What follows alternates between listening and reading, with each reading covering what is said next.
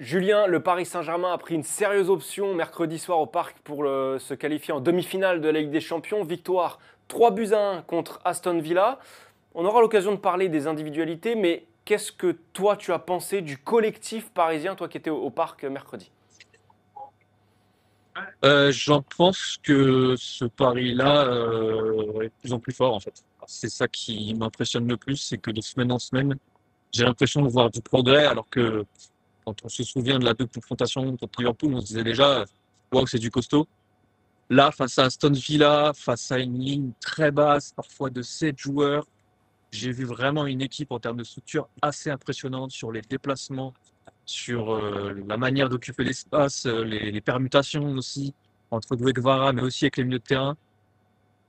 Honnêtement, je suis vraiment bluffé par la progression de ce PSG-là. Il faut quand même se souvenir d'où était Paris il y a quelques mois encore. Souvenez-vous de Ouais. cette défaite au Parc des Princes face à Atlético, où c'était le néant quasiment. Là, c'est vraiment, pour moi, tout simplement la meilleure équipe d'Europe. On peut parler du Barça, oui, il y a des individualités qui sont sans doute plus fortes, mais au niveau collectif, franchement, ce PSG est très, très impressionnant. Moi, je pense que là où on juge la qualité d'une équipe, c'est de voir quel visage elle affiche selon les adversités, selon le type d'opposition qu'elle a en face d'elle.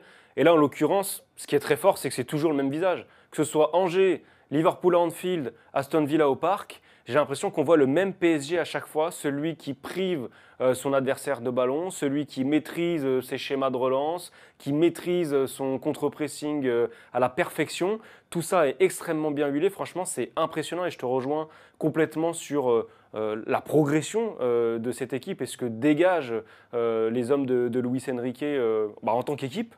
Et il y a autre chose d'intéressant, je trouve, c'est la manière qu'ils ont d'aborder, les matchs et les avant-matchs plutôt, et deux, les différents moments, temps fort, temps faible au sein d'un match. Si je parle d'avant-match, c'est de contexte. Là, on pensait au retour, en tout cas aux retrouvailles avec des vieilles connaissances, les Unai Emery, les Marcus Rashford, les Marco Asensio. Mais tout ça, ça n'a pas pollué la préparation de ce match ou les débats d'avant-match comme ça aurait pu le faire avant. Et puis la gestion des temps forts, des temps faibles, c'est que là, effectivement, Paris concède l'ouverture du score, mais à l'arrivée, on a l'impression que c'est un épiphénomène dans cette rencontre. C'est-à-dire qu'il y a une telle maîtrise dont découle une telle certitude, en tout cas, enfin, les joueurs sont tellement sûrs d'eux, qu'actuellement, on a l'impression qu'il ne peut rien arriver à ces joueurs, donc c'est assez impressionnant. Ouais. Ouais, c'est ce qu'a pas arrêté de dire Luis Enrique en conférence de presse d'après-match. En fait, il est tellement convaincu de son idée de jeu, il est tellement Ouais. convaincu de la manière dont joue le Paris Saint-Germain, qu'il n'y a aucune inquiétude, jamais. On lui a posé plusieurs fois la question sur le match retour, l'ambiance au Villa Park, le fait que finalement, si tu prends un but, tu as quand même des possibilités de paniquer. Mais en fait, lui, non, pas du tout. Il est sûr de lui, il est sûr aussi qu'Aston Villa devra se découvrir et que ça donnera encore plus d'opportunités au Paris Saint-Germain. Donc vraiment, il y a une forme de plénitude au Paris Saint-Germain que je trouve vraiment très, très impressionnante. Dernière chose peut-être, c'est que là où je trouve qu'on sent la sérénité de cette équipe, c'est qu'on n'avait pas l'impression qu'ils poussaient à tout prix pour faire le break en fin de match. C'est-à-dire qu'on a eu des séquences de possession avec beaucoup de calme, beaucoup de tranquillité à 2-1, alors que franchement, se déplacer à 2-1 en Angleterre, ça aurait pu être considéré pour le commun des mortels comme une situation pas si confortable que ça. Là, tant mieux pour Paris, il y a ce but du break, et à la fois, à 2-1, j'ai l'impression que le discours aurait été exactement le même en fin de rencontre de la part des joueurs, de Luis Enrique, et je trouve que ça en dit très long sur la manière dont cette équipe avance et progresse. Grosse opération évidemment des hommes de Luis Enrique qui ont été portés notamment par plusieurs coups de génie, plusieurs individualités. Julien, tu as mis la même note à Désiré Doué et à Gvara, 7,5. Dis-nous-en un petit peu plus sur ce que tu as analysé de leurs prestations vues des tribunes du parc. Ouais, j'ai volontairement mis la même note aux deux joueurs parce que je trouve qu'ils ont eu un impact finalement assez similaire avec certes deux prestations plutôt différentes. Alors, il y a deux buts extraordinaires qu'ils ont en commun, mais je trouve que Doué, c'était vraiment dans le show, dans le spectacle, dans sa capacité à électriser le match, à emmener le stade avec lui aussi. C'était vraiment prégnant sur la première période. J'ai trouvé ça vraiment très intéressant de sa part parce qu'en plus, voilà, il a encore sa place à gagner, à conforter dans le 11 parisien. Gvara, c'est différent, c'est un petit peu plus besogneux. Alors, il y a des éclairs de génie, il y a une adresse technique qui est aussi très au-dessus de la moyenne. Ce qui m'impressionne chez Gvara, c'est le caractère qu'il donne à cette équipe.